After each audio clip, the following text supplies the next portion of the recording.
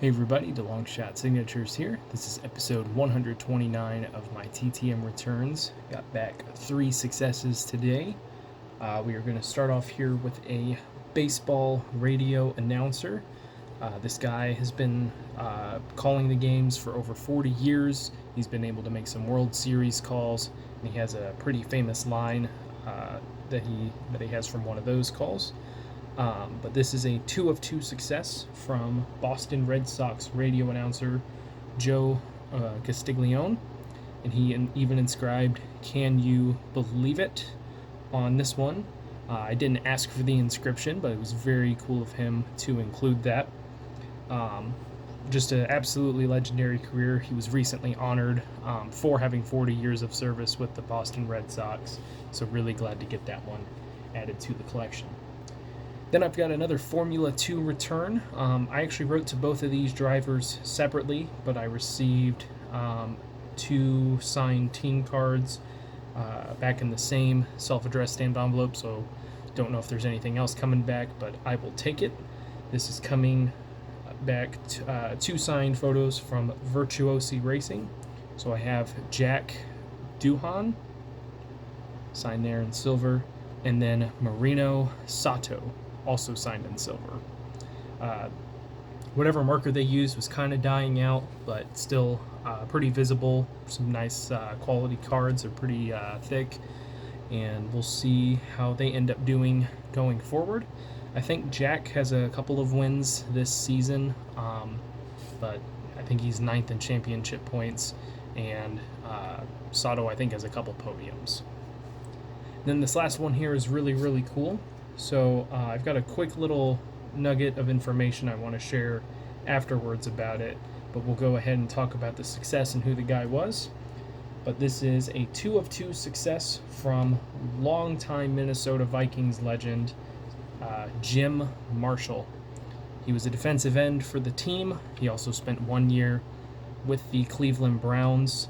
I don't believe he missed a single game in his career, at least with the Vikings. I do know that he wasn't a starter every single game with the Browns, but I think he played all of their games that season, at least had an appearance. So when he retired, he had the most consecutive games played and most games played at the time.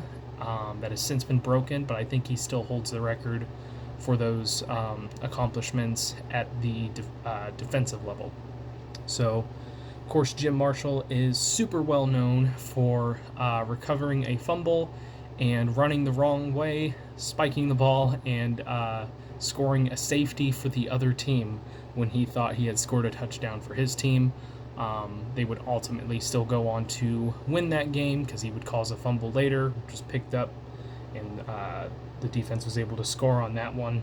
So it's one of the most well-known gaffes that ever happened in NFL history. But this guy had a very, very impressive career. Unofficially, this is where I kind of get into the little nugget of information I want to share. So if you don't want to hear it, feel free to click off. Thank you guys for watching. I appreciate it. But if you want to listen to this, I'll try to tell it real quick.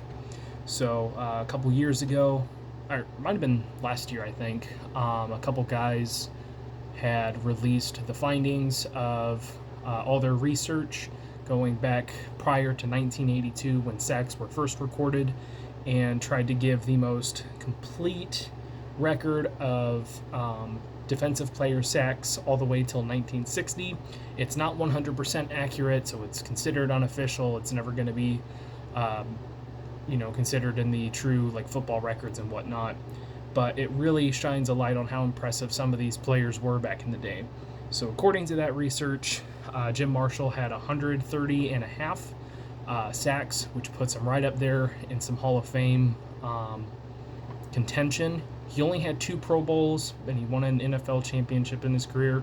So as far as personal accolades, he's kind of struggling there, but with over 130 sacks and being one of the most, Iron Man, strong, players and very consistent for 20 years, I think he has a decent shot at making the Hall of Fame, probably as a senior committee member at this point. I don't think he's eligible via the modern voting system. But the little nugget that I want to tell you guys. So after all that research came out, I was starting to look up some of these older players that are still around, and now have inflated sack totals that are much more reflective of how good they were in their career. And I was looking up Jim Marshall before I sent to him, and I clicked on the little playoff tab that they have on Pro Football Reference. I have never seen this accounted for anywhere else. I wish I knew what, like the clip of the play so that I could see it and whatnot. But in their research, they determined that 3 Minnesota Vikings players in the 1974 NFC Championship would be credited, split evenly, for a sack. So he has a .3 sack game along with Alan Page and another defensive player. But 3 guys hit the quarterback at the same time, and they split it 3 ways.